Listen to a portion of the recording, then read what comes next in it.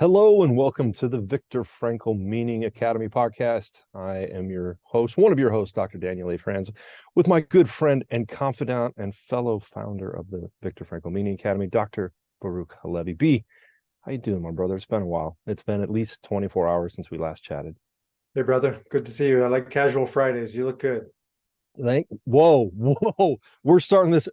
Stop recording, rewind, start over. What just happened? Faithful listeners of the podcast probably have fallen out of their chairs. Running Man tripped and is in the grass somewhere. Did you just compliment my attire? I did because you're not wearing your cardigan. So, that's part of the deal. When you wear Well, it, you're game. Running Man told me I should go after you when you're wearing the cardigan. So I do. as you know, for those listeners that don't realize this, B and the Running Man both convinced me to seek out a new corporate sponsor. That's right. I've invested in Untuckits. So according to Running Man and B, so Untuck It, if you're listening, we all wear your stuff. We would love you as a sponsor of the Viktor Frankl Meaning Academy. They are in the wash right now, B. So next podcast, I will be wearing, that's right, an Untuck It. Well, they reached out to me and I said they can't sponsor us until they're certain you're not going back to those cardigans. So I can't win, man. I can't win. So you're doing well, in good humor, and that's always good to know. I know we've dealt with some trying times lately, B. The work we're doing at the Viktor Frankl Media Academy. I mean, you and Elise and I are really hitting it hard. For those of you listening, I'm sure you've seen our advertisements, our Facebook posts, our LinkedIn posts. We're preparing for an informational webinar to let you know about your search for meaning, the upcoming course that we'll be offering, but also along with that, the hard work we've been doing. I know the world's been in some trying times, and for you and your culture specifically, Jewish people, it's been a rough few weeks. How are you doing?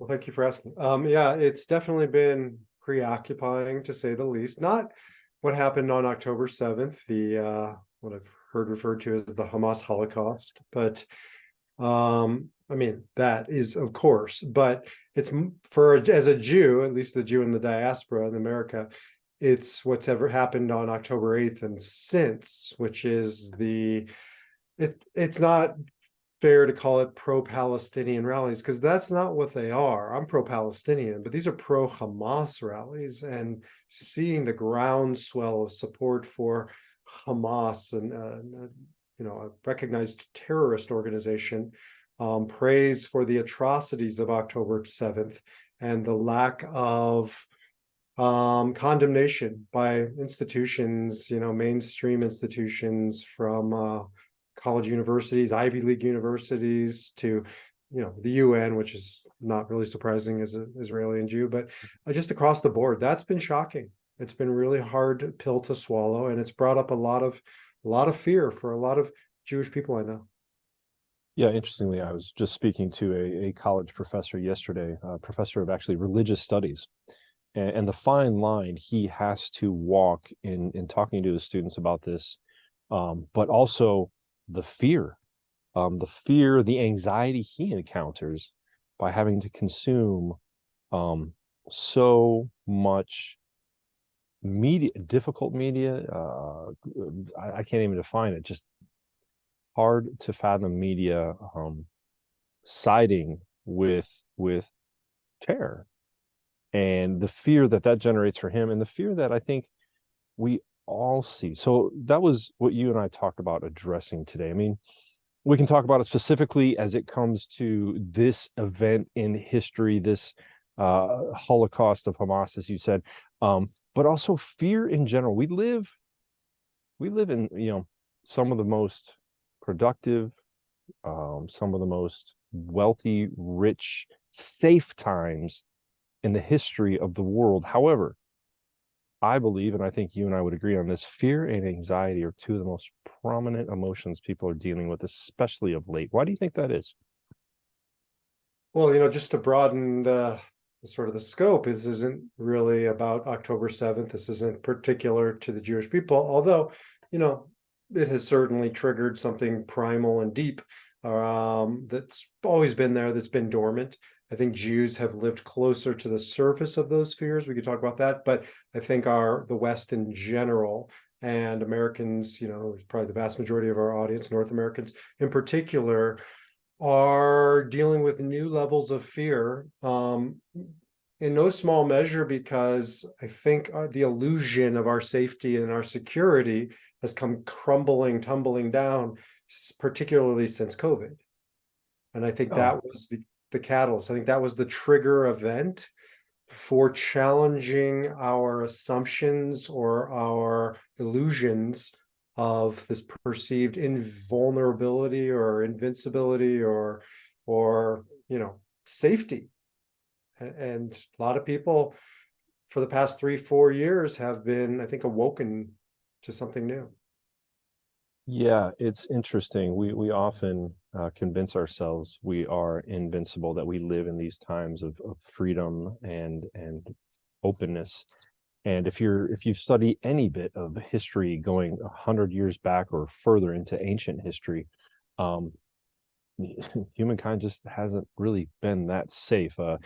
As we've talked before, and the Running Man knows, I've been I've been binge watching a show called The Last Kingdom lately.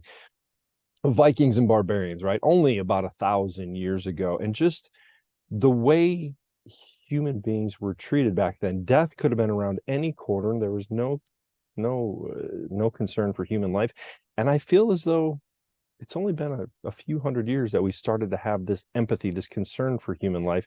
But even today, that doesn't always exist in all corners of the world, as we saw with recent events.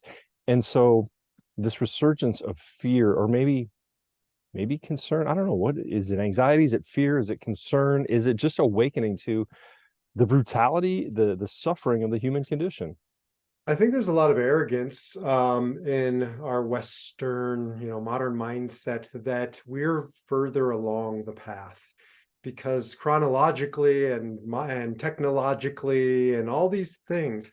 And then the October 7th barbarism happens, and you realize like nothing has changed. Now, the way we deal with it, the way we address it, what we allow for, but the primal urge, the primal human nature hasn't changed, because if it had, then you couldn't have something like October 7th. But October 7th feels like, and I know I haven't seen The Last Kingdom, but I know the premise, right? It feels like that. Like we're Mhm. just one thing away from that. In fact, I remember this awakening in me when I was in Boston maybe 15 years ago, and there was a hurricane, I think it was, and power went out or something for like 24 hours.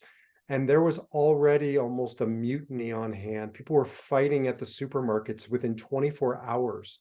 I think it was, I don't know if it was Jordan Peterson or somebody said, we're only ever 4 missed meals away from riots.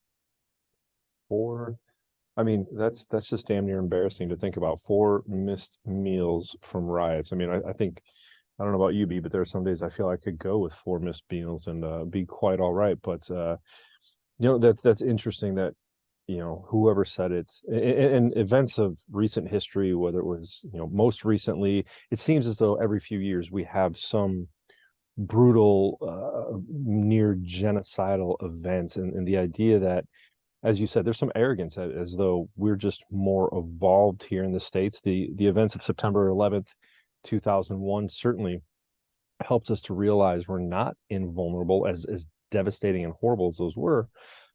But this idea, I mean, we're talking about fear here, and modern events certainly lead us to have cause for fear or anxiety. What is it? What is fear? And what do we do about it in the terms of Franklian psychology, logotherapy, the psychology of meaning? Yeah, just one last idea on that. And that is, I think one of the things COVID had in common with October 7th and Hamas is that we had, Israelis were kind of under an illusion that if they withdrew from Gaza, which they did in 2006, you can learn more about that on one of our previous podcasts. And if it's quiet, and if we're all going along with our business, as usual, everything's fine. And then it erupts, and you realize just how close you are. I think it was book I read a long time ago called by Milan Kundera called The Unbearable Lightness of Being. Mm. Right? There's just like this unbearable lightness, like we're just so close to the edge sometimes, and we forget that. And COVID did the same thing. A little virus put the world on hold, a little like nothing. It was a nothing. It was an amped up flu, and it took down society. And like that's when you're just humbled by how much advance have we really made. Mhm. Yeah, And going back to that idea of COVID, I mean, people were literally hoarding toilet paper, right? right. I mean, you remember the stories of just empty. I remember seeing supermarkets of empty shelves of just daily household things for no good reason. This idea that we're just a step away of returning, a step away from returning to being savages. It's sad to realize that this idea, going back to the unbearable likeness of being, isn't that what we want though? Don't we want this just to go through life feeling like, hey, everything's groovy, the day is good, no tension, no stress? Isn't that what we need, what we want, what we're seeking? I think that's partially what we're waking up to is we've created all of these systems and structures to get us to, as Frankl calls, the equilibrium, right? This sort of status quo, no tension state, tensionless state. And we've everything we do, everything around us, our society really tries to lull us into this place. And then you have these eruptions. And that's when you ask the question, what is fear? And I think for me, it's the realization that these are illusions and where I'm going to die. Like I have those moments like 3 a.m. where like, holy shit, I'm going to die. Like, this is not a game. I'm going to have to say goodbye to every single person I love, my wife, my children, my good friend, Dr. Dan. There will come a time when I have to say goodbye forever. Now, I do believe in the next life, but that doesn't always bring me that doesn't always quell the fear at 3 a.m. when I have this aha. Well, what the hell? Like I've been alive for 51 years. Why is this news? Because there's something, a trigger event, or something happens, or I'm vulnerable in bed at night, and I remember the truth, right? And the truth is the unbearable lightness of being. And those moments, I think, just shatter the illusion. Yeah. So much goodness in that be. I mean, so many things I want to address, but you're right. It's ironic. I had about the same thought about 2 or 3 a.m. when the dogs woke me up. And I'm like, thinking about the podcast for today and you saying, let's talk about fear because it's definitely a current event. Like that hit me as well. It always seems to be the small hours of the morning, 2 or 3 a.m. where you wake up, you let the dogs out, maybe take care of some of your own biological business and you go, oh, uh-oh. Yeah. If I don't, if I start thinking, yeah, I'm going to die, death is coming sooner or later, and realizing that that's not pleasant at 2 or 3 in the morning. So that's definitely something to deal with, while listening to the Meaning Academy podcast and coming to this point of saying, I'm going to die. What do I want to do about it? Do I want to live in fear? Do I want to live in anxiety? Do I want to worry about that? Or do I want to be able to wake up at 3 o'clock in the morning and go, I'm going to die? And thank goodness I've created amazing relationships like this one with my good friend, Dr. Rabbi V, and the running man, and all the other listeners out there. You know who you are. I'm talking to you and those that listen to us, like, thank you, right? Because you've made our lives meaningful. But what else? What else should we be doing out there? No, I'll go back to live meaningfully and to deal with fear. But before we do, I do want to point out, I'm sorry, according to the psychology, or the history of psychology, it wasn't Dr. Frankl that said we're looking for this tensionless state. In fact, he railed against that. He said Freud told us to seek equilibrium. He said, no, we don't want equilibrium. We need that healthy existential tension. So maybe that's the answer to the question of fear. Well, yeah, yes. And here's an anecdote. I don't want to go once you start saying Freud, that means we got to bring it back to reality. Well, B, I'm going to do it. I'm going to do it. Here it comes. Tell me about your mother and your father, B. I Right, that's told you my. that always freaks me out, and I have flashbacks to like my people being rounded up. So don't do that. Yeah, I'm so sorry. That was not the intent. And actually, we know that Freud was actually a Victorian Vienna, Actually, late 1890s. what makes me think of is Hogan's Heroes and uh, Mr. Clink. I think it You was know, I got to tell you, B, I believe our brand of humor is a good antidote to fear, right? I mean, if Peterson says Weapon of the orders soul, the brother. antidote It's to a get, weapon of the soul. there we go. So here's an anecdote. Just happened. My son is leading the charge on giving voice to October 7th at the University of Colorado Boulder, and he received one personal death threat and then one collective death threat. And, like I say it almost casually, but like I didn't receive any death threats when I was in college, right? So he's, the police checked it out. Probably was not a credible source, but nonetheless, certainly gave him pause. And definitely, I would say, as an understatement, gave his mother more than pause. She wanted him, she basically was going to draft up like a legal letter saying cease and desist, right? Stop it, Yuda. His name is Yuda. Stop, To get your out of son. here. Yeah, you are no longer leading this charge because I don't want my baby boy to get hurt. I get that sentiment. I don't want my baby boy to get hurt either. And he calls me Abba, Dad. And he says, Abba, what do I do? Mimi's scared. And, like I'm scared too, but I just don't know. And I said, look, I don't say this casually. You're my kid, but we're all going to die. We are going to die. And God forbid you die before me. But if you're going to die, at least you die standing in truth and not fear. And whether it's this or whether it's whatever's next, you must not live in fear. And so he continued on, but it was like it hit me like that is a message that so few of us are getting and so many of us need right now. That message being we should not live in fear. Not live in fear. And here's something else that just irks, it just rubs against my soul the wrong way. We believe that safety and security is our goal, right? People say this all the time, like, I just want you to be safe.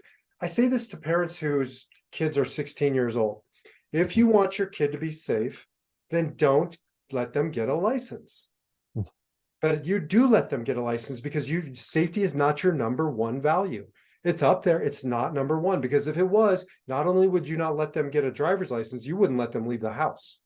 You wouldn't even let them be around sharp objects or, water sources. You would lock them in their room. Like, safety isn't the goal, and we forget that. I remember having those internal battles with myself as my girls matured and not wanting them out of the house, not wanting them near a boy, much less dating a boy, driving, etc. And that's a hard battle. We have to allow our children to grow up. And in a way, we need to grow up as a society that, you're right, we need to dance on the edge of fear and progress and moving forward and safety or comfort, right? As I've said to many a client, human beings do not change. We do not grow or evolve when we're comfortable. It takes us to be uncomfortable to do great things. And when I saw, I believe it was you. Thank you for sharing the image of your son leading this rally. I'm not sure what to call it, but just sharing his views in such a powerful way. It was truly like I felt vicariously honored to know him through you and to know what an amazing young man you've raised. It was truly a beautiful thing. That is a human being living a life without fear, living on the edge of growth and evolution, and not cowering from the difficulties life is throwing his way. Yeah, and not living without fear, but as the old saying goes, feeling the fear and doing it anyways, because he is afraid. He's just not making it the number one value to be safe, secure, or to avoid fear. And the other thing with Yuda is that he's 21. He would be in the IDF right now. We left 5 years ago, right before his military service. Not because of that, but I'd be lying if I didn't say that we were thrilled that he wasn't in Gaza right now. I'm thrilled he's not in Gaza, but he grapples with this. And what he said to me essentially was, yes, I got a death threat. It wasn't credible. And this is nothing compared to my friends who are right now, 2018, 19, 20, 21 in Gaza, right? Confronting terror. That's something else. So this was his way. So you don't have to, become Herculean and do monumental things. You just got to get back to this. I do too. We got to get back to this idea of feel the fear and do it anyways. Absolutely. There's a great line in a song by I believe it's Zach Bryan, former Navy. He is a current Navy veteran. He says, "You know what? I've ran into the fire many times and always felt afraid." And I think that's That's a lesson for life. First of all, since we are recording this on Veterans Day, thank you to all the veterans here in our country, but also worldwide who have made that decision to run into the fire, to do what is right, but to conquer their fear and still be afraid. I think that's a lesson for all of us, not just military. I think we can all, as we talk about the power, the defiant power of the human spirit, that heroic journey of looking at the conditions in the world, recognizing it's not as right as it should be, being afraid of it, and then doing something about it. And coming back to Frankel and logotherapy, as I say, flip the script on fear, because it's not that, or even death, right? Which to me is the ultimate fear. And I know we all have it. I don't buy for a second. The guys who I talk to say, I'm not afraid of death. BS. Yeah, that's a form of denial. Everybody, and if you're not afraid of death, then you're not living hard enough, because you love people. There's more I want to do. There's more I want to contribute. Self-transcendence, right? So don't BS yourself. But the bottom line is, thank God for death. Thank God for fear. This is Frankel's point, because it's the agitation, it's the tension, right? The tension that gets us to, the clock is ticking. Go get it done. Go say what needs to be said. Do what needs to be done. If without that, there's no courage. There's no pressure to go make it happen. That's not just a bumper sticker. That is a front windshield sticker that every Jeep owner needs to put on their vehicle. If you're not afraid of death, you ain't living hard enough. I love that one, B. All right. So it's more than a bumper sticker, but it's a beautiful thing to consider that, yeah, we should all be afraid of what we have not accomplished yet. I actually talked to a gentleman this week, actually somebody struggling with some very intense forms of addiction, who said, I'm not, when I'm high, I'm not afraid of death. I said, B, you already made it explicit, so I'll tell you what I truly said to him. I said, bullshit. I said, you might not be afraid of dying yourself, but you better be afraid of not showing up for those girls' wedding, for not being there for their first date, for their homecoming, for when they bring that man home and say, Daddy, I'm engaged. You better fear that as a father, as a husband, as somebody, connected with other human beings. You may not fear death for yourself, but you should certainly fear those things you haven't accomplished for other people, those self-transcendent works that you have not yet to do. So there's this idea in Judaism that we remember all of the tyrants who tried to kill us, and that's a long list, names like a Hitler, and Jews will usually say Hitler, imach shemo in Hebrew, which means may his name be erased. And it's this weird sort of Zen koan, because if you're saying it, and we say it of ancient ones, like Haman was the Hitler of the biblical era, a Hitler of the biblical era who wanted to exterminate Jews. So we say thousands of years later, little Jewish kids say Haman, imach shemo. And it's this weird thing where we're saying the name to keep it alive so that we can keep erasing it. So what's the point? The point is, every time you say Hitler to a Jew, the fear comes up, and it should come up. And we need to remember that fear, imach shemo, and we will eradicate the fear. We will eradicate the tyrants. We will eradicate the darkness. So it's this constant reminder, using the fear, but not being used by the fear. And to me, that's the Frankel strain, to use it, right? To use the suffering, to use the fear, to use the darkness, to face it, to go down into it, but not to be used by it. That's beautiful. Not to use the fear and not be used by it. I love that. So let's take that a step deeper, or maybe shallower, into everyday life. We're talking about fear of major world events, terrorist activity, the likes of Hitler. But what about just daily anxiety, B? So many people out there, well, I'm worried about this, I'm worried about that. Worry is a form, maybe a low grade fear. It, definitely is present in the body. It gives you a little bit of adrenaline response. I mean, I would say the same is true for anybody struggling with just those daily anxieties of, oh my goodness, what do I do with my job, or what's going on with my family? Like, use it, allow it to motivate you. That anxiety, here we go, I'm about to get on the Dr. Dan soapbox. That anxiety does not require medication. Stop medicating the concerns of daily life and fix it. Do something about it. Use it. Take responsible action. Use it. Thank you, B. All right, I'm off my soapbox. Sorry. Oh, I like your soapbox. I have the same one. So use it. Don't be used by it. Thank it, right? Gratitude. Thank it. Thank you. right? Sing the thunder song from the movie Ted. I won't sing it because we'll get kicked off the air. You remember that? I F, do not. You're going to have to F sing it for me, fear. bud. Can't say. There's too many dirty words. Ted was so good, but it's so inappropriate. As a total aside, I didn't know it was inappropriate, and I took my kid to it, whatever came out, and he was way too young. And I was like, oh, this is not a. You took your child to see Ted. Oh. We walked out. We walked out. We didn't last long, but the opening scene was enough. So I guess I wasn't paying close enough attention.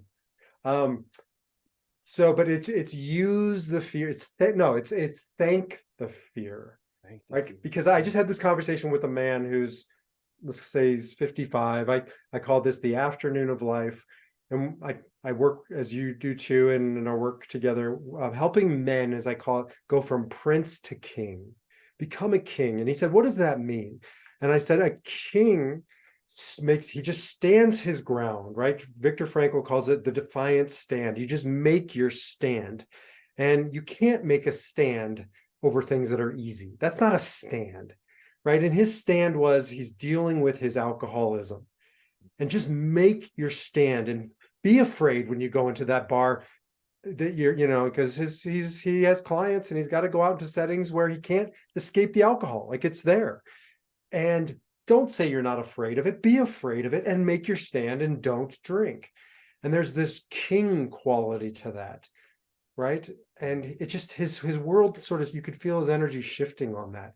Like, yeah, I am afraid, but I'm going to make my stand, because that's what a king, that's what a patriarch, that's what a man does. That's So using your fear. I love that. And again, referring to the Netflix show my wife and I are binging, we see that often in that show. But I think you even summed it up better. That's what a man does, right? That is our calling. Is we live in difficult times. We live in a difficult world. Our duty is to stand up and thank our fear for motivating us to do what is right, to better ourselves, to better our family, to better our communities. And I love that idea. Not just embrace the fear, but thank it. So there's this old like tale. I don't know if it's true, but it's true nonetheless. They were shipping tuna across oceans, in cargo holds, and they were getting to England or whatever they're shipping it to, and the tuna was dying at a too high of a rate. They tried everything to try and keep the tuna alive on this journey. Finally, they introduced a shark into the tank, and the tuna were all alive on the other side, because the shark was the introduction of shattering the homeostasis, shattering the tensionless state, putting the fear into that tank, kept those fish swimming, healthier, moving. And so the shark, the fear, the whatever it is, isn't only our enemy, right? There's something in it that we can use, and we got to use it. We can call it the catalyst. So for all of our tuna out there listening, what is the catalyst you need, that you see in your life, that you fear and are avoiding? How do you conquer it, right? If we use that analogy, that shark is the catalyst, that you don't want homeostasis, you don't want equilibrium, you want that tension to grow, to evolve, to become better, to break your comfort. What is that catalyst? What is your shark? And what are you going to do about it? I think it's a beautiful question. I want to do something practical. I want to have you answer it, but first, one last anecdote, and this is really important. Israel consistently ranks as one of the top 10 happiest countries on earth, according to all OECD ranked countries. They have almost no suicide, right? It's the second lowest, I think, suicide by Greece, maybe, or one of those. I mean, they're off the charts with quality of life, way higher than the United States. The question is, you look at what's happening right there, why now, and you say, how is that possible? The shark, right? The shark is swimming, and it causes them to live life fully. So it's easy to say, but this stuff is real. And I guess I want to bring it back to a practical. So Dan, I'll be the patient, you be the good doctor. I heard your podcast, right? I hear it. It makes sense in theory, but frankly, Dr. Dan, I think it's BS. It's so easy to say, it's so hard to do, because there's nothing, I'm not going to thank my fear. I'm dealing with a particular fear right now. my fear is I just got diagnosed to have potentially cancer. I'm waiting for the results. You Mhm. telling me I'm supposed to thank my fear? That's ridiculous. I'm potentially facing a death threat. So with all due respect to your theory, thank you, but no thank you. You come in like that, thank you, but no thank you. And I feel as though I'm not going to be able to change your mind. But let me offer you this. First of all, I'm sorry that you're dealing with this, but in a way, I really congratulate you on taking the first step and coming here and telling me I'm full of shit. I appreciate that. Let's talk about how full of shit I might be. So you have this diagnosis. You get to you and whoever is around you are about to get a lot closer because you've got a lot of appointments you've got to go to and you've got a lot of work you're about to do. And I hope to God that you have people around you that you can draw upon for strength because this is going to be tough. This is going to be a trial. And my hope for you is that you walk away and that diagnosis is false. Some doctor says, ooh, my bad. We don't have it. But if it is true and you have to go through treatment, you have to go through this work, bring those people closer to you because we are wired for connection. And right now, my friend, you are going to need some connection. But I can't even think about my wife or my kids or my friends right now because I'm just like racked with fear. I have so much anxiety over this thing. And so I don't see how I thank it because it's actually keeping me from getting closer, like you suggest. So maybe you're not ready to thank it. Maybe you just need to start getting closer and talk about that fear. Share it with those that are closest to you. Share it with your wife, share it with your kids, share it with those around you, share it with a good friend. Find you a good Dr. Rabbi B to talk to. Find you a running man to talk to. Or, you know what? Well, you already have a therapist. That's why you and I are talking. So I missed that one. But bud, I get it. It's a scary time, but you better start getting closer to those people and talking to them about that fear because by releasing that fear, you unburden yourself. You take a little bit of burden off of you and you disperse it and you share it so that everybody gets to carry the load. But again, my question to you, you want to ask me questions, tell me I'm full of shit, bring that to me. What are you going to do about it? You get to choose. You want to sit in your room and close the blinds and just mutter in the dark about how terrible the world is. I get it. I might do that for a minute or two as well. You want to bathe yourself in alcohol and try to escape and avoid this? Yeah, been there. I can understand that. Or you can make a choice. You can start putting different things in your head. You can listen to the Viktor Frankl Meaning Academy podcast or your Man's Search for Meaning and get some ideas about how other people have turned tragedy into triumph. I'm sorry, you're not the first person to go through tragedy in the history of humanity, and you won't be the last. And some people crumble by it, and some people choose to take a heroic stance. You have to choose. Well, that's good advice. I'm sorry. But everything you said makes sense. So I'm on board. Thank God for the Meaning Academy. Um, so So B, all right, all right, all right. You want to play that game? Let's go, bro. So B, what is your shark these days? What is the catalyst you need to face down? asking an Enneagram 8, the challenger to be vulnerable is B, like don't be an 8 hole. I've taught you well, my son. Um, my shark is um my shark honestly is living small. Ever since I retired from a rabbi, I've sort of hidden my voice. I've tried to keep it small, working one-on-one. It's amazing. I love it. And I want to keep doing it.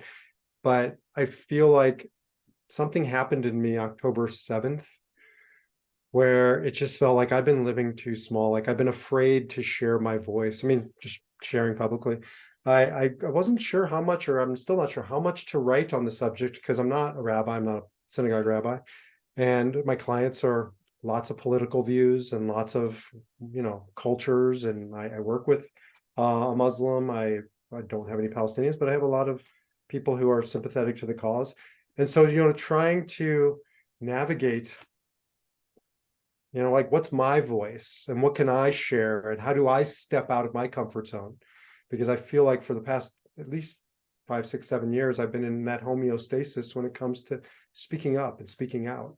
In some ways, I feel like I've been hiding in the closet of some of these issues, and I can't. You know, that was what happened for me on October 7th, is I can't live small anymore.